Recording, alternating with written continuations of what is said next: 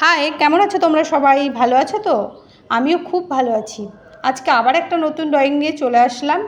আজকে তোমাদেরকে একটা সিনারি ড্রয়িং শেয়ার করছি। প্রথমে দেখো আমি ঘরের চালটা করে নিচ্ছি, আর এটাকে আমি খড়ের চাল করার চেষ্টা করেছি ব্রাউন কালার দিয়ে, যাতে খড়গুলোকে বোঝা যায়, সেই কারণে একটুখানি ডিটেলিং করে দিলাম। এর উপরে একটু ব্ল্যাক কালারও দিয়ে দিচ্ছি। তো দরজা জানালাও করে নিলাম।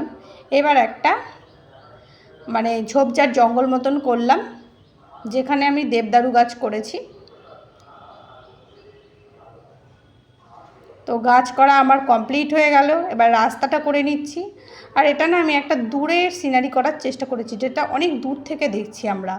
তো এখানে মানুষগুলোকে পুরোপুরি বোঝা যাচ্ছে না, হালকা হালকা বোঝা যাচ্ছে, সেরকমভাবেই করেছি।